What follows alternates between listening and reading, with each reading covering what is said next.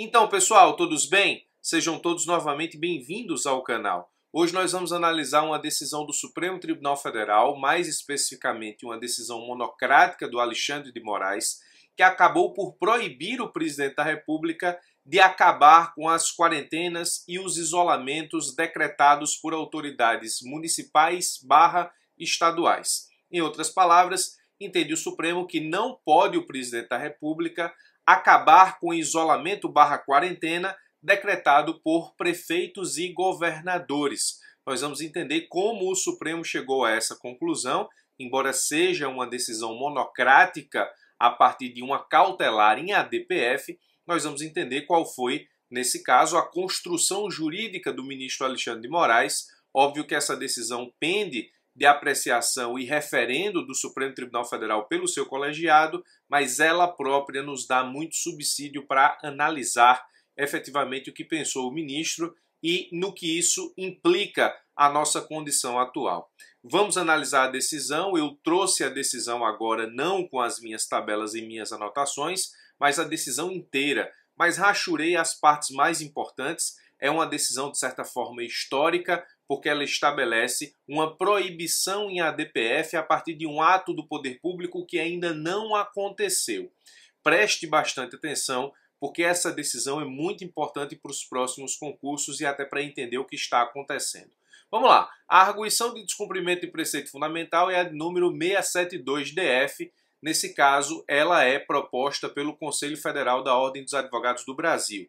É uma ADPF. Em um vídeo anterior, eu já expliquei quais são os requisitos da ADPF. A ADPF é uma forma de controle concentrado no Supremo Tribunal Federal que tem por objetivo atacar, no caso, um ato do poder público para haver declarado a sua inconstitucionalidade justamente por violação a preceito constitucional fundamental. Então nós temos esses requisitos. A ADPF ela precisa ser apresentada por quem tem legitimidade a tanto, no caso, o Conselho Federal da Ordem dos Advogados do Brasil, a legitimidade é inconteste, e ela precisa também atender ao princípio da subsidiariedade, ou seja, não é possível chegar ao Supremo Tribunal Federal por meio de outra ação de controle para que caiba a ADPF. Esse resumo já fiz em vídeo anterior, fique ligado, portanto, a esses requisitos. Então, trata-se de arguição de descumprimento de preceito fundamental proposta pelo Conselho Federal da Ordem dos Advogados do Brasil em face de atos omissivos e comissivos do Poder Executivo Federal praticado no contexto de crise de saúde pública decorrente da pandemia do coronavírus Covid-19. Veja, atos omissivos. Grave isso, atos omissivos.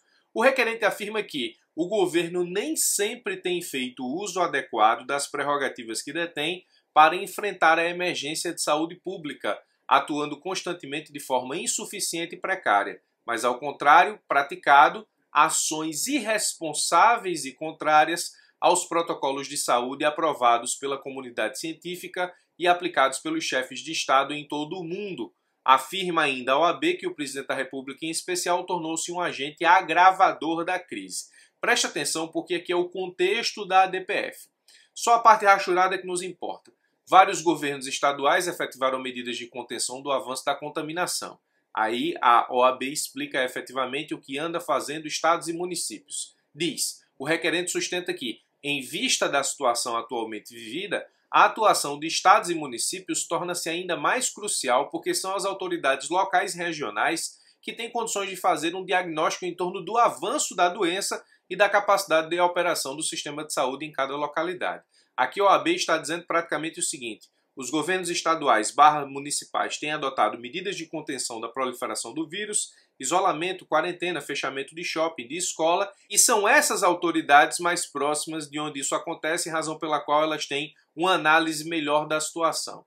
O requerente, OAB, sustenta ainda que a atuação do governo federal na área econômica seria insuficiente para a garantia da manutenção da produção, emprego e renda de diversos setores da economia de forma mais sensível para trabalhadores informais e população de baixa renda. Aponta como preceitos fundamentais violados. Aqui é a parte importante para a ADPF. Direito à saúde, direito à vida, princípio federativo, na medida em que o presidente da República age para esvaziar e desacreditar políticas adotadas por outros entes federativos com fundamento em suas respectivas competências constitucionais e a independência e a harmonia entre os poderes. o requerente formula pedido de concessão de medida cautelar para determinar. São 2 pedidos. Presta atenção aqui porque isso aqui é muito importante. Eu trouxe a decisão completa porque ela é histórica e nesse caso específico é importante analisar os seus pormenores. Tá tudo rachurado, a parte que mais importa. Veja, são 2 pedidos da OAB.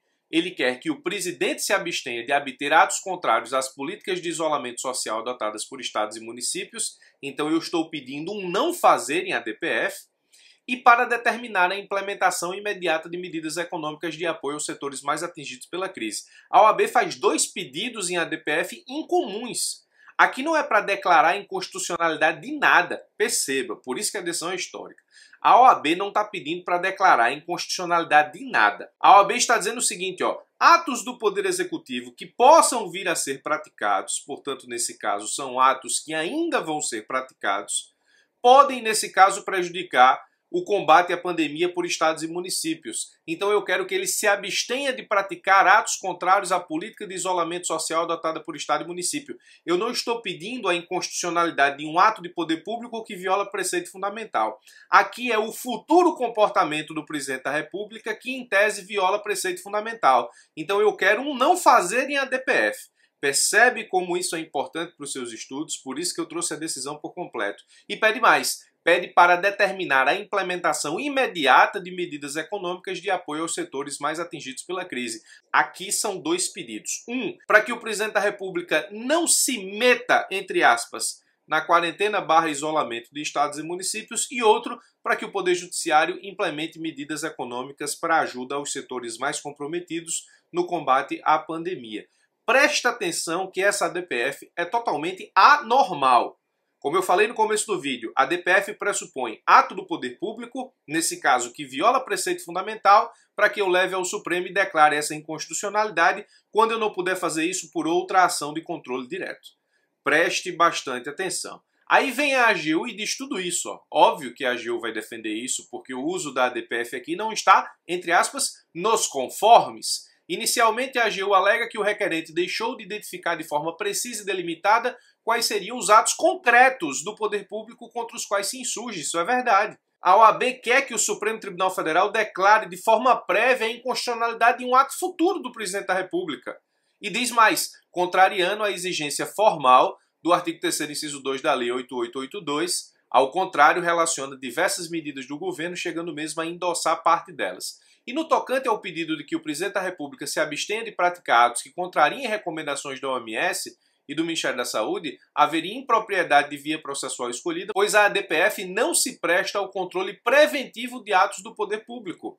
Exatamente, é o que eu estou explicando para os senhores. Óbvio que a AGU vai tocar nesse ponto, porque o uso da ADPF aqui é anômalo.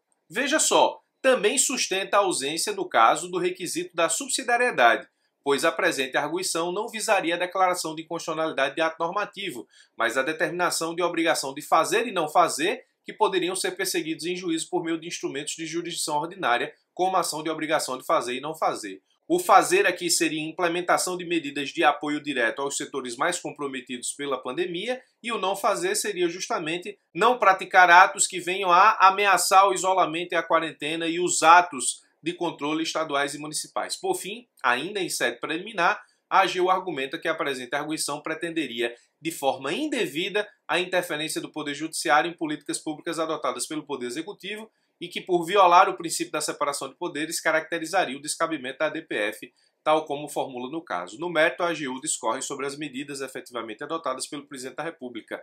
A AGU fez uma defesa aqui técnica e, de acordo com o que diz a norma, a doutrina e a jurisprudência, sobre a própria arguição de descumprimento de preceito fundamental, a AGU aqui cumpriu o seu papel.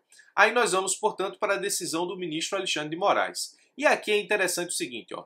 A gente precisa perceber que, nesse momento excepcional, o Supremo não vai deixar de receber a ADPF porque faltou esse ou aquele requisito. Tecnicamente, ele não poderia receber essa ADPF, porque não há, nesse caso, ato do poder público que viola preceito fundamental. Mas o Supremo não vai fazer isso. Os ministros vão encontrar um jeito de argumentar para receber a ADPF, até para que possam decidir sobre, e nesse caso, fazer história, como está fazendo aqui o Alexandre de Moraes com essa decisão. Vamos, portanto, à análise da sua decisão, que é estabelecida a partir de 2 parâmetros. Veja e anote: separação de poderes e federalismo. É justamente separação de poderes e federalismo que faz com que o Alexandre de Moraes monte toda a sua argumentação. Estude essa decisão porque ela vai estar nas suas próximas provas. Diz o ministro: a fiel observância à separação de poderes e ao federalismo, cláusulas pétreas de nossa Constituição Federal e limitadoras de eventual exercício arbitrário do poder, é essencial na interpretação da Lei 13.979. Então ele vai interpretar a Lei 13.979 a partir da separação de poderes e federalismo. Anote isso, separação de poderes e federalismo, que você vai entender justamente por que ele decidiu de forma parcial pelo deferimento cautelar de um pedido e outro não. Presta atenção. E ele diz, sob pena de ameaça a diversos preceitos fundamentais de nosso texto constitucional. Nesse contexto, é juridicamente possível, presta atenção nisso aqui, a utilização do presente mecanismo de jurisdição constitucional, pois caberá preventivamente a arguição de descumprimento de preceito fundamental perante o Supremo, com o objetivo de se evitar condutas do poder público que estejam ou possa colocar em risco os preceitos fundamentais da República, entre eles a proteção à saúde e o respeito ao federalismo e suas regras de distribuição de competências, consagrados como cláusula pétrea da Constituição Federal, pois, como salientado pelo decano da Corte, ministro Celso de Mello, a injustificável inércia estatal ou um abusivo comportamento governamental justificam a possibilidade de intervenção do Poder Judiciário. Está aqui, o ministro aceitou a DPF para analisar, nesse caso, omissão do poder público. Não ato do poder público que viola preceito fundamental, mas omissão do poder público e também, nesse caso específico,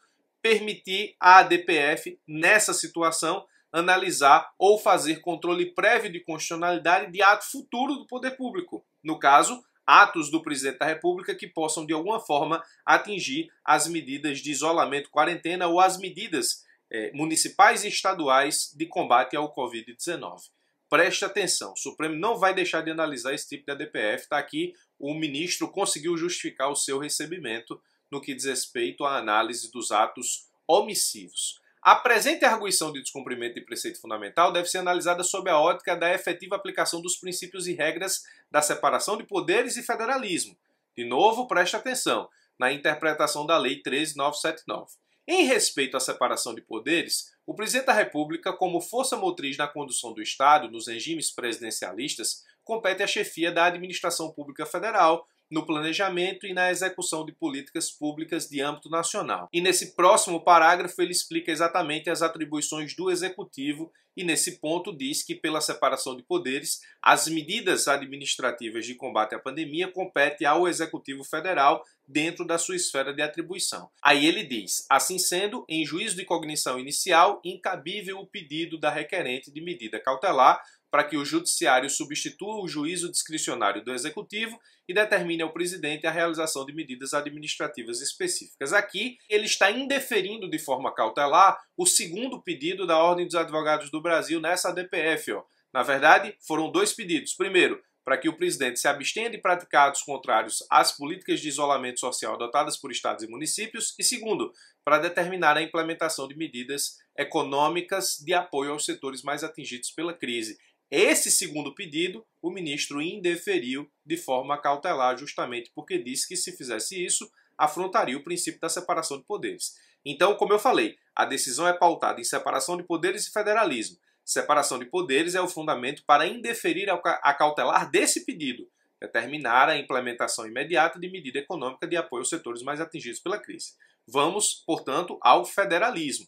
Primeiro pedido cautelar, indeferido pelo ministro Alexandre de Moraes. Aí ele diz aqui, por outro lado, em respeito ao federalismo, decisão pautada em separação de poderes e federalismo, separação de poderes civil para indeferir a cautelar do segundo pedido, medidas administrativas imediatas, federalismo. Por outro lado, em respeito ao federalismo e às suas regras constitucionais de distribuição de competências consagradas constitucionalmente, assiste razão a requerente no tocante ao pedido de concessão de medida liminar para que seja determinado o respeito às determinações dos governos e prefeitos quanto ao funcionamento das atividades econômicas e as regras de aglomeração.